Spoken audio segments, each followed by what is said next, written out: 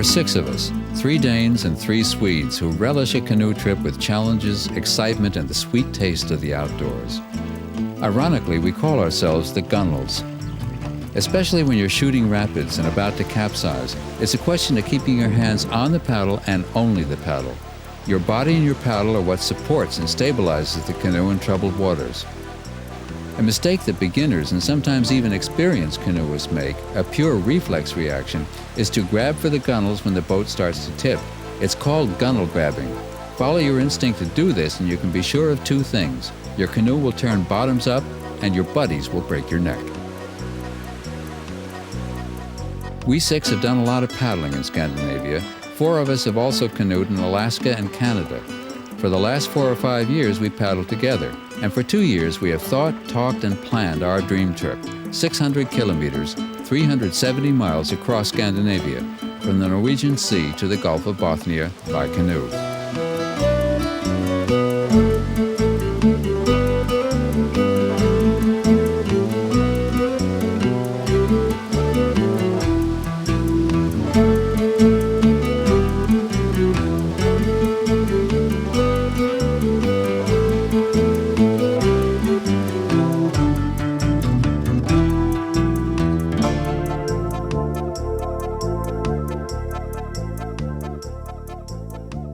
We've nearly reached the halfway point of our journey across Scandinavia. 1 week left for the final 300 kilometers to the Gulf of Bothnia. We started 2 weeks ago in Narvik, Norway, with a 2-day paddle on the Atlantic. Then we lugged all our gear in 3 canoes up a steep mountain. We portaged and pulled, sledded and dragged up to majestic Lake Sirasjorda. We managed the paddle through the Toisa Valley wilderness, plus a 10-kilometer mega portage on the Kungsleden Trail. A tailwind and improvised sail gave us 1 easy day. Down the Kaitum River, we had to run the whitewater again, but things went better than we'd hoped. Now we're at the Kalix River. Time to paddle again. One of Europe's last wilderness waterways awaits with its natural wonders, and some hard work and more challenges. What we call our goodie bags are indispensable on this trip. The contents, raisins, almonds, dried figs, and banana slices, chocolate, different kinds of seeds are sloshed down with a good cup of tea. Human motor fuel when the time comes to pull. And here, where the water is calm, arm power is needed. A single day's paddling, which will now carry us 40 to 50 kilometers, requires about 15,000 paddle strokes per man.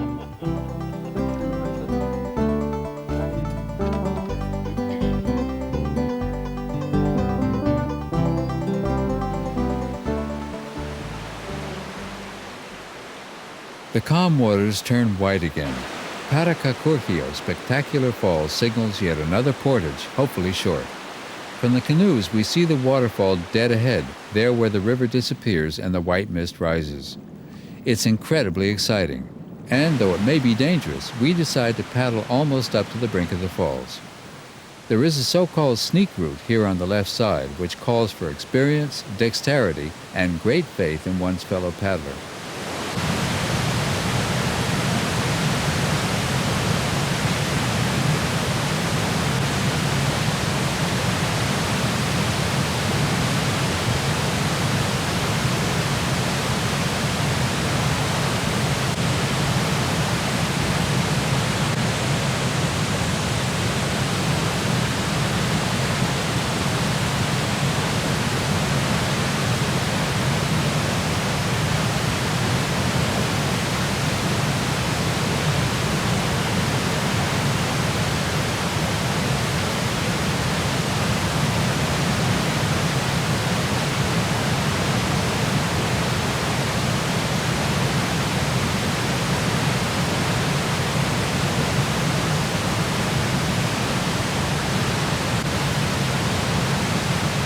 After we've lined the canoes, we have to, like so many times before, portage in a way that always upsets Johan.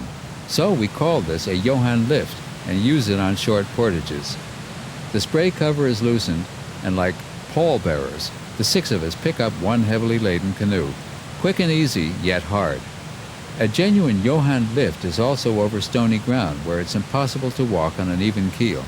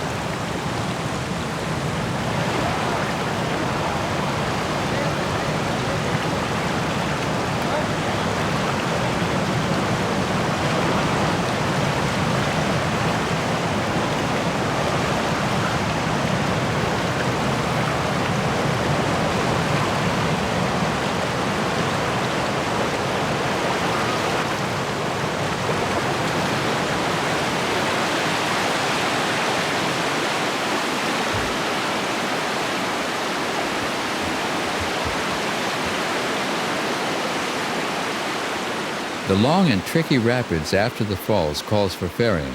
We backpedal, angling the canoe to the current to stay in the inside curve and avoid the more dangerous routes in the outside curve.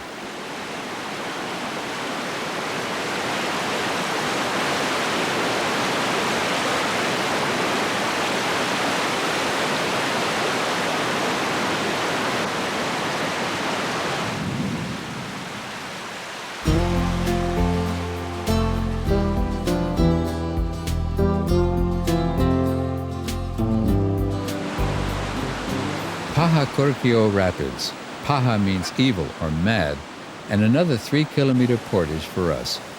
Here the river over thousands of years has carved its way down into the cliffs, dragging in boulders and leaving the solidest standing like lonely monuments in the stream.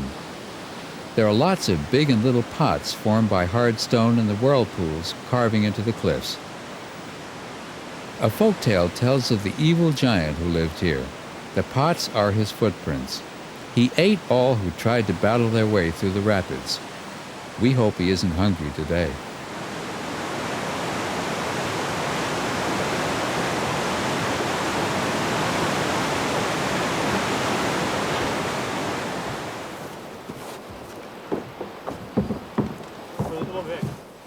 This was a steep portage, longer and harder than we'd expected. Fatigue and wet socks leave their marks on us. Det kan da godt være, at vi skal prøve at komme lidt tidligere i seng, så vi ikke kun får de der 4 timers søvn. Our daily distance is up to 50 kilometers, 21 miles. We leave the rapids to the trolls and the ogre. The next 35 kilometers to the village of Tarandu has 12 stretches of rapids, all of them supposedly paddleable. We're moving briskly now.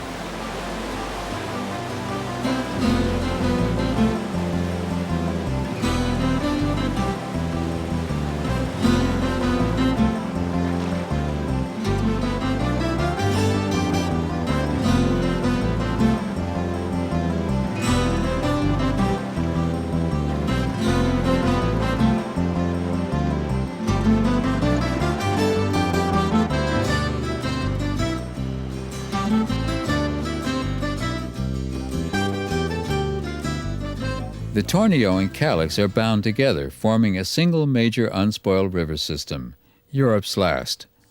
Water from the Tornio flows via the Tarandu to the Calix. In the town of Tarandu, the rivers converge and the Calix doubles in size. This great stream is broad and mild as a long lake, for a stretch. Then it turns wild, hurling itself churning and roaring over stones and boulders. Medeslinka is a violent rapids, 24-meter-high drops over a 2-kilometer interval, and the last drop is the steepest. To avoid a 3-kilometer portage, and because we think we can navigate that whole long stretch of rapids except for the last couple of 100 meters, we paddle cautiously down toward the end of the Medeslinkas. It's hazardous, so the canoes must be kept at the right keel, and we've got to stop before we get there.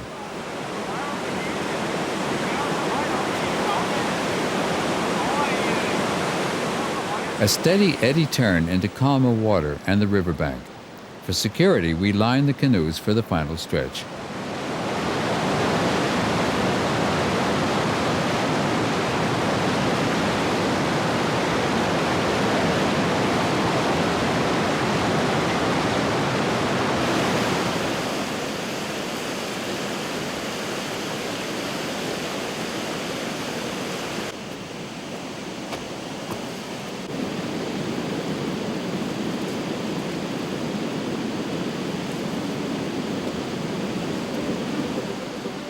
On the first half of the journey, the weather was cloudy and cool, and we had no mosquitoes. Now the long-snouted bloodsuckers are gathered with a vengeance. The mosquito is an inevitable ingredient of wilderness canoeing. Anders is Mr. Early Bird. Without him, we'd have slept the trip away. It's hard to get up at 8 after only 4 or 5 hours of sleep. Usually we hit the sack late because those early morning hours from 2 to 4 a.m. are just too beautiful to miss. When the sun peeps over the treetops, when the steam rises from the river, when the mosquitoes have other things on their minds, and the birds sing their hearts out. When we relax by the fire sipping tea, the drink of the north, and nip at a bottle of Canadian.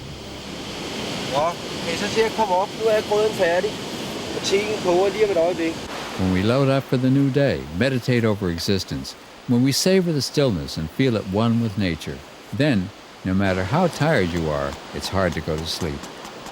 Every morning, muesli oatmeal gives a solid foundation to paddle on. Every other day, we bake. Today, it's fresh-baked bannocks for breakfast. Bannocks is the Indian name for flatbread, often baked in a frying pan. Yesterday, we met a guy named Taya. Taya has 3 saunas and invited us for a sweat bath. We promised him hot bread when he comes to tell us a little about the river and logging, about the time he was a boy guiding logs downstream toward the sea and the big sawmills. Man börjar ju först flotta de här åarna som finns, iflödena till Karlsson. Och det började starta dem i maj månad ungefär, slutet av maj. Så det var ju mycket snö kvar när de gick upp. De gick nästan 10 mil härifrån upp och så väntade de att vårfloden skulle komma. Det var ju allt var ju handkraft och det fanns inga båtmotorer den tiden, 50-talets början. Utan det var ju ro. Det gällde ju ro. Ja, det var ju alltid 3 man som rodde. När det gällde att ro i strömmarna i forsarna, då var det en man i varje år, plus en styrman som stod längst bak. När man hade bröten ute i forsarna, när man jobbade med bröterna där, då var det ju alltid 2 man som skötte om båten. Och så tog man 2-3 man med sig och som plockade lös bröterna. Det var ju alltid spännande när du ska ha loss ett bröt i. Det användes mycket dynamit. Och han som skulle landa där, det var ju kortstubinet. Och det gällde ju att hinna med och hinna iväg. Att inte missa någonting. Och då har man ju hållit på flotta. Man avslutade ju flottningen 1976. Och då var jag med här med John Lampa, här en kusin till mig. Så det fanns kvar de alla bommarna. Då var vi och samlade ihop, men då hade vi båtmotorer och allt. Så det gick mycket lättare. Jag är ju motståndare till bygga ut den här. Helt klart. För att vi måste ju ha någonting åt kommande generationer att se också. Det är det enda stora älv egentligen i hela Europa som är orört.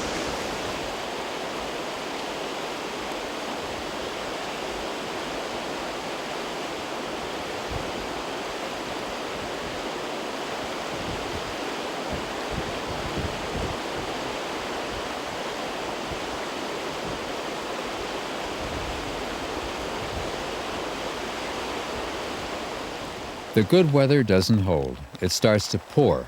Another inevitable ingredient of wilderness canoeing. Good rain clothes are worth their weight in gold.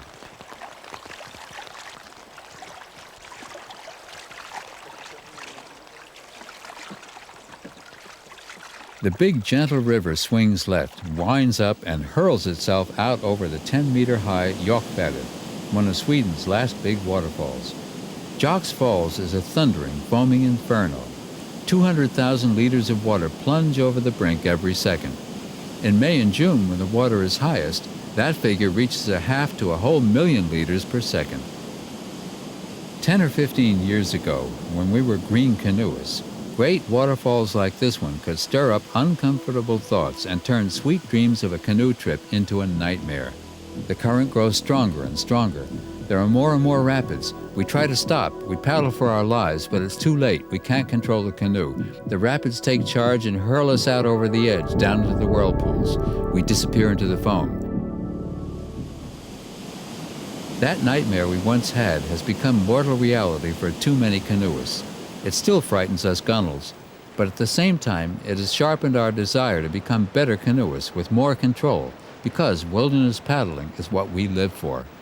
With help from Canadian and American guidebooks and through many experiences, we learned about paddle strokes and rapids. We got better at paddling, so the canoe came to be steered more by us and less by fate and luck. Nowadays, we communicate with a few signs and movements. If something unforeseen happens, we try yelling over the crashing rapids. To be a good paddler is more than wanting to paddle a lot of rapids. It also springs from the yearning for many good canoe and outdoor experiences, and the resolve not to end up in places where you're pretty sure to lose your life.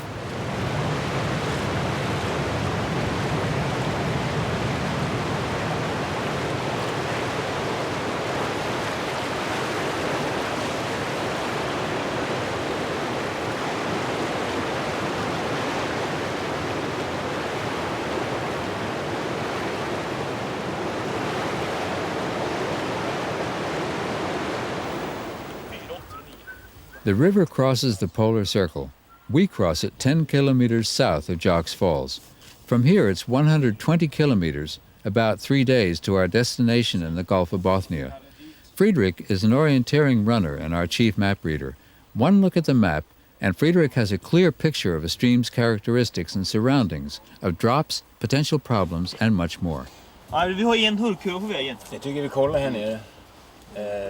Ved nogle fors. Det var det fint at ligge ved nogle fors. Hvordan er det nu? Den sidste morgen, er det ikke der, hvor svenskerne plejer at stå tidligt op og lave morgenmad og dække bord og sådan noget? Ja, för fan.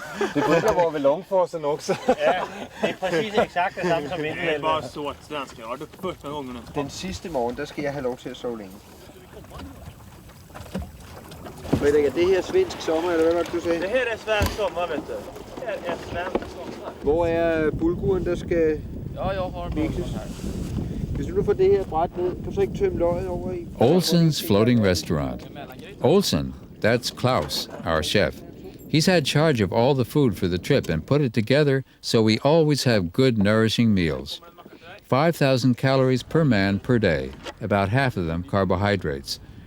The menu consists of bulgur, rice, pasta, mashed potatoes, plus different kinds of smoked meat and vegetable sauces. Pizza also belongs to the delicacies that sweeten camp life and keep us on the go. A fresh-baked cake or pancakes is part of the daily menu. A prerequisite in diet planning is that the food not weigh too much. On the other hand, we're not interested in too many powdered rations. We'd rather lift a little more.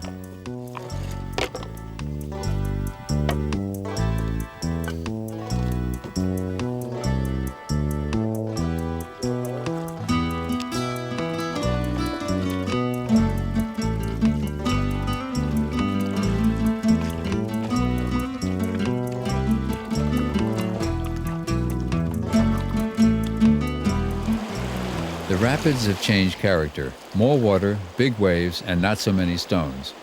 It's longer between rapids, so it's good to see spray again. We paddle quickly in big waves, ferry, back and stop, swing in and out, often unnecessary maneuvers, but we get to practice and have fun. It's not odd that Per and Friedrich get so good at paddling and have such good teamwork with all the eddies they paddled in and out of.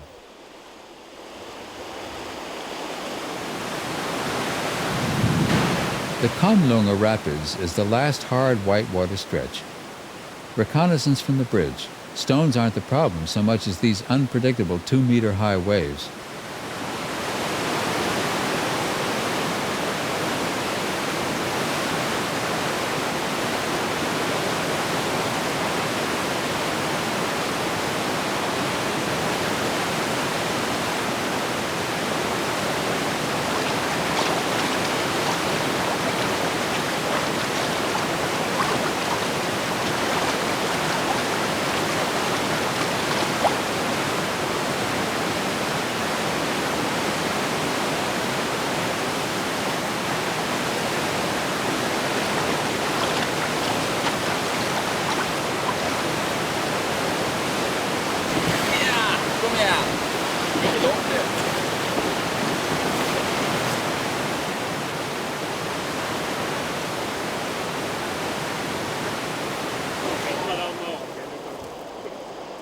Downstream from Kamlunga Rapids, we notice several men net dragging.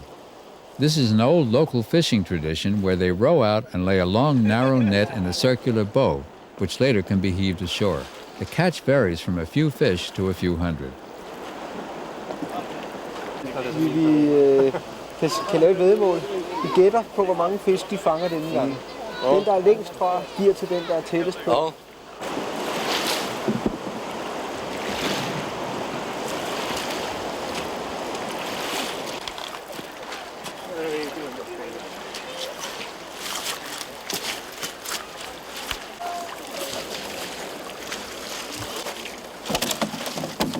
Det var ju död, men inte igång.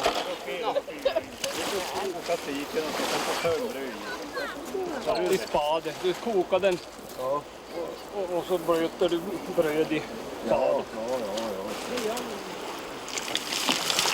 A specialty here by the Kalix is Hulstred Sik, grilled whitefish. The fresh catch is clean, salted, and laid on the embers. Pitch camp a couple of kilometers further downstream at Long Rapids, and we'll supply the Hulstred Sik, promise Ollie and Kalle, two local river conservationists. Jo, det är det. Häftiga vågor också, eller hur Klaus? Ja. Framförallt därför vid Kavlunge, vet du. It's 1 o'clock in the morning. We bake 2 pizzas at our final campsite for this last supper on the Kalix River.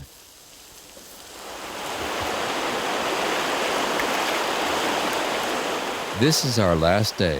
Only 30 kilometers, 18.5 miles to our goal, where we'll see the horizon from the Gulf of Bothnia. It's mostly over calm water. There are only a few rapids left, so both eddy turns and ferries have to be tried out.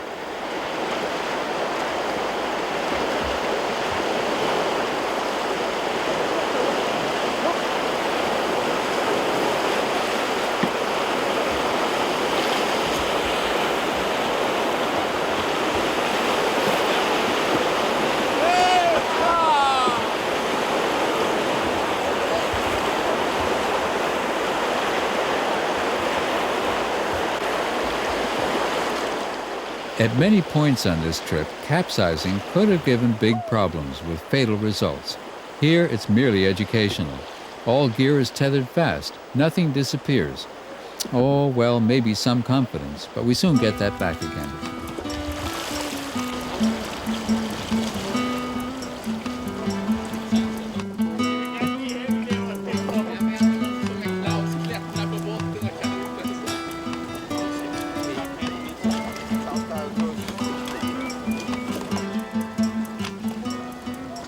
At the home of Anna and G.A. Beckman, two active conservationists for over 20 years, we're received warmly.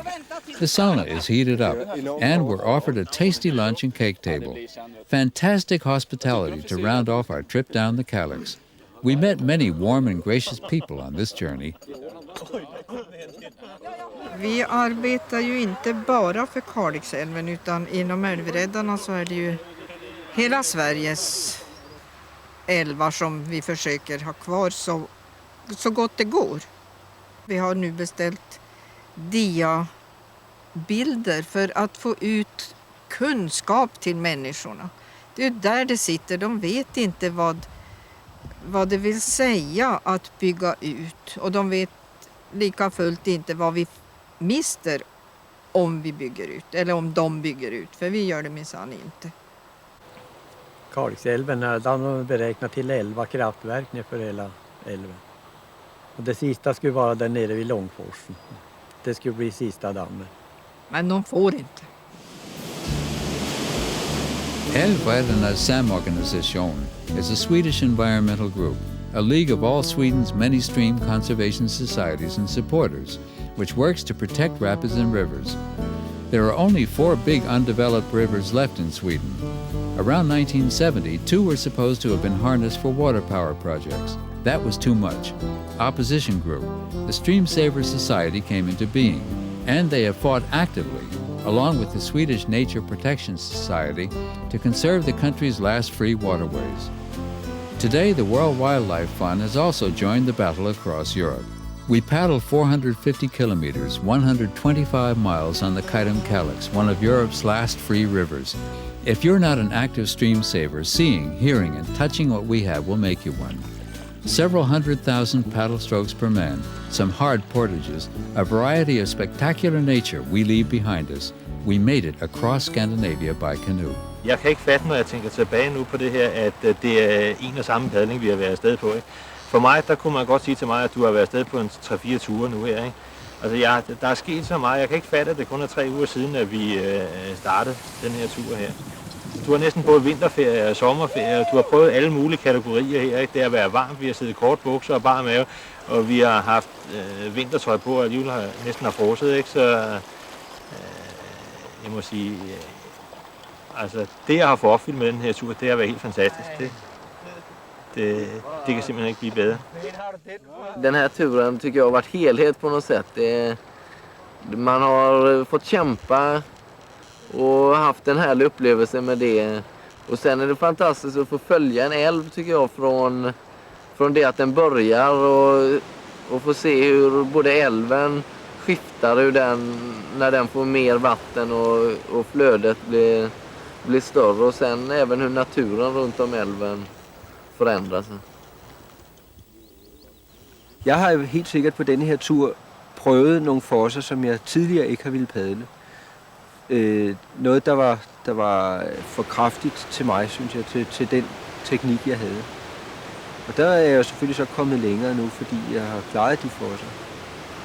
Og det har da været lækkert, og det har da givet meget psykisk styrke og selvtillid, at jeg har klarat de ting. Men jag vet också att om någon kommer och frågar om jag ska med och paddla och lyfta från Narvik och paddla till Kalix så skulle jag nog ställa mig tveksam till att göra om det här. I alla fall som jag känner idag, men klart när man kommer hem och kommer ihåg den här resan så kanske man ger sig ut på något liknande sen framöver, jag vet inte. Hoppas framförallt att det här gänget kan hålla ihop. Att vi ger oss ut på nya äventyr. Det känns bra. Liksom teamet i sig här är ju... Allt har ju fungerat va. Maten har varit väldigt bra. Förberedelsen innan har varit bra. Visst finns det saker som kan bli bättre va. Men ja, hela resan har ju varit helt suverän. Med vår färd från ishavet till Bottenviken. Det har liksom varit... Ja, det går ju svårt att beskriva va. Det liksom måste upplevas själv. Den här färden vi har gjort. Man ska vara i god fysisk form. Man ska vara god till att paddla. Man ska kunna noget friluftsliv, og man skal kunne fungere sammen rent socialt. Man skal kunne hjælpe hinanden. Og jeg synes, vi har klaret strabasserne utrolig godt. Jeg synes, det er nok gået over min forventning. Altså, det er gået bedre, end jeg havde troet.